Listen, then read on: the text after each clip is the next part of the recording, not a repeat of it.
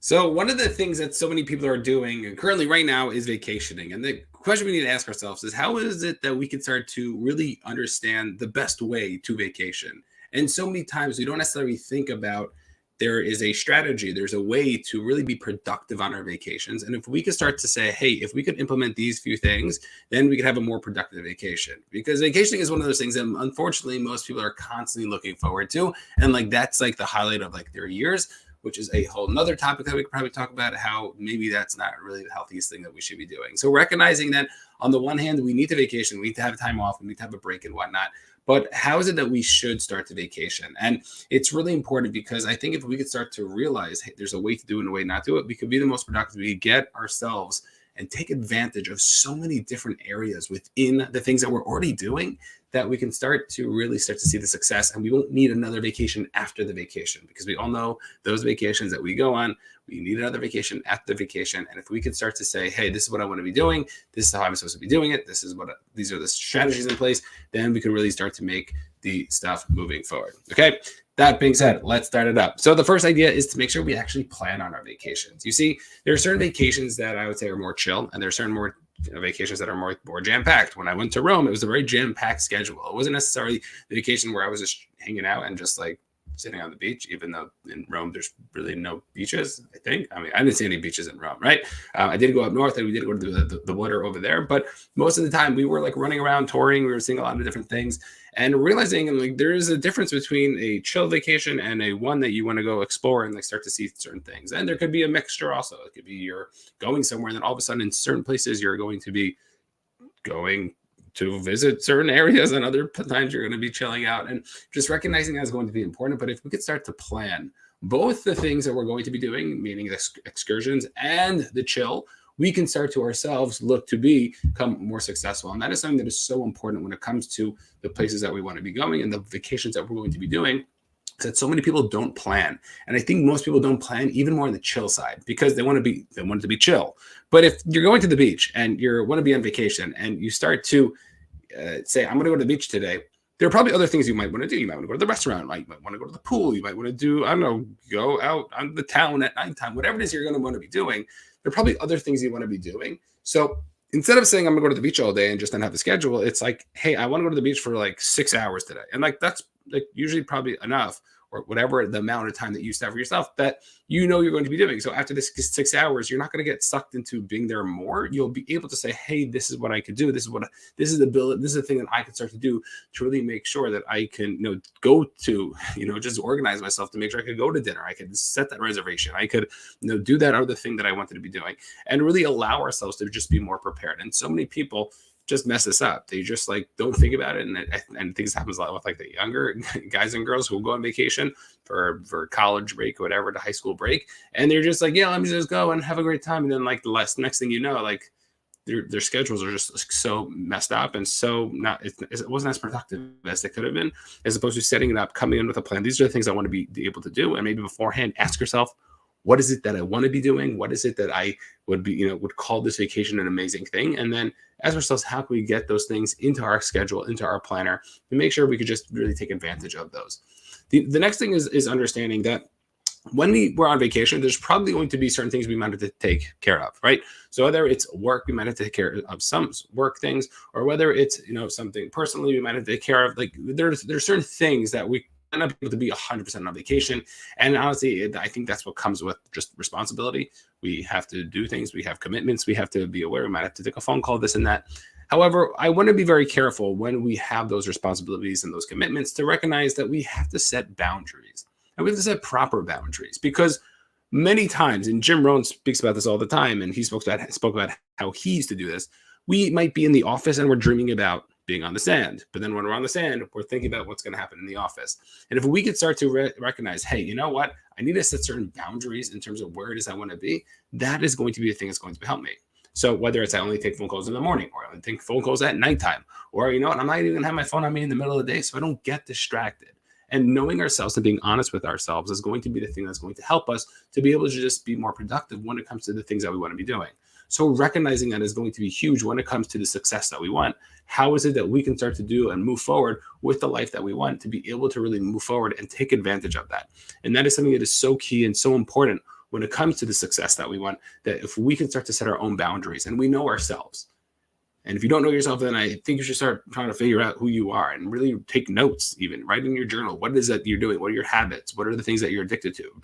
Take your phone out and start to figure out, okay, this is like what I'm obsessed with. These are the apps that I'm constantly looking at. And maybe say, you know what, I'm not going to be looking at any apps when I'm away. Or maybe I'm not going to be looking at any emails when I'm away. Whatever it is going to be, if we could start to put ourselves in a situation where we can start to vacation in a way that's going to be helpful, that's going to be the thing that's going to be beneficial to us. And recognizing it also, maybe it's like half a day we want to set boundaries because we know, okay, so we're on vacation and we have what to do, but we're going to set up a schedule like we spoke about. And then, only in the second half of the day, it'll be like a little more like open in terms of like what it is we could do. But in the morning, I know I'm going to set my schedule. I'm going to have my routine. I'm going to be able to just be more productive that way. And that's going to be the thing that's going to be able to help us move forward with whatever it is that we want to be doing. And then we have the idea of just really being present. Like I just mentioned, Jim Rohn used to talk about how when we're in the office, we're in the office, and we're on the beach, we're on the beach. And if we can start to just be where we are, that is going to be the key. I believe that is the key to living a fulfilling and meaningful life.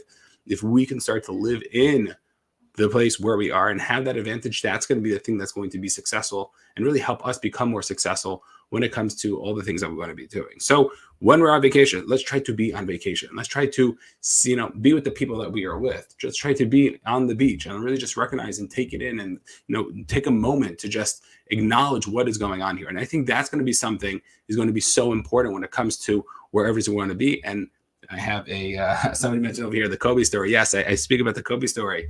Thank you, Mates. Right. One of the Kobe story, the famous Kobe story, where, Kobe Bryant was at a game at a high school. When he was in high school, he ended up turning the ball over with like a couple of seconds after the game. They were down by 1. They ended up losing the game. And they asked Kobe afterwards, like, Kobe, dude, that is very not like you. How did you turn the ball over? Did you not see what was going on?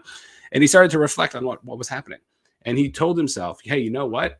There was this time today when I was in math class and I was focused on the game. And when I was in the game, I was actually focused on the after party because we were up by 1. We were going to win the game. And I just knew that I just wanted to see what was going to happen after the game. And he started to take it from that moment forward that he needed to be present wherever he was. So when he was in math class, he wanted to be in math class. When he was on the court, he wanted to be present on the court. When he's at the party afterwards, he's going to be present at the party afterwards. And I think it's an important lesson because we could build that muscle wherever we are. And I have a certain amazing clients who are doing that. And it's really impressive.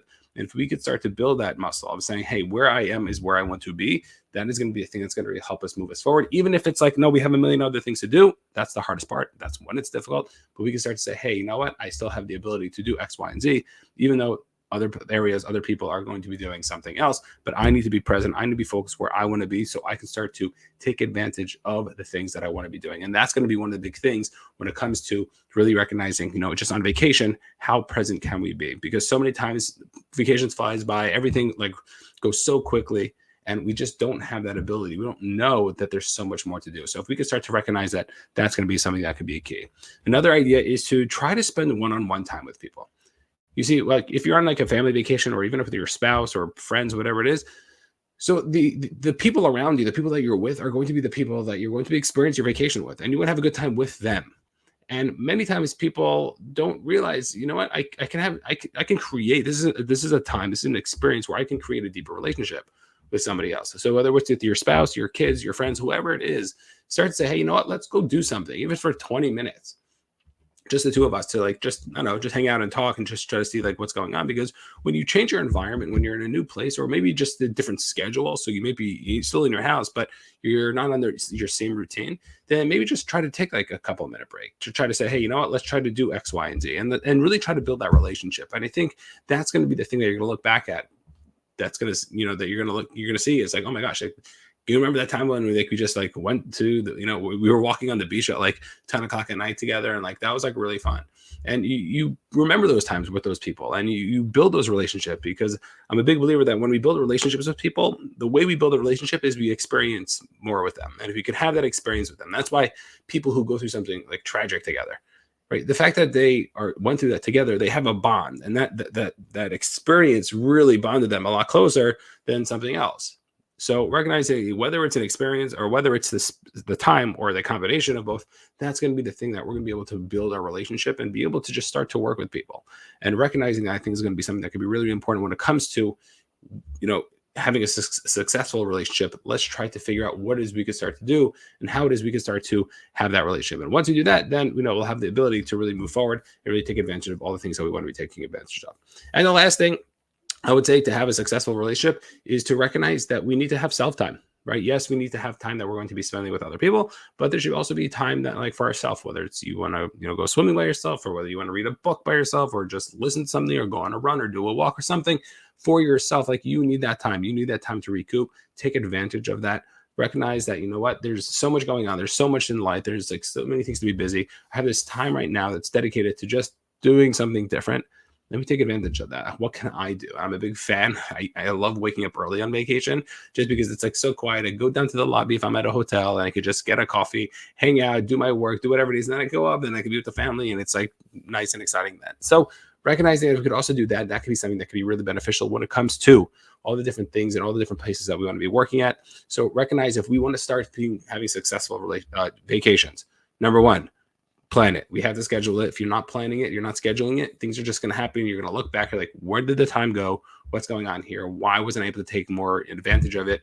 And what's happening? And the vacations that you look back, like the vacations that you were able to plan better, those are the ones that you're going to look back and be like, oh, wow, that was an amazing vacation because we did so much. We were able to accomplish so much, even if it was a vacation that you were just chilling at, because you have that ability to really make sure that you're just taking advantage of all the different opportunities that you have around you. The second one is to set boundaries. We all have different responsibilities and commitments to make, so we might have to do certain things, but make sure they're on our terms. Let's try to set up the certain boundaries for ourselves to make sure that we have that ability to move forward and really take advantage of that. Number three is to be present, which is the hardest, but it's the biggest trick, whether on vacation or non-vacation.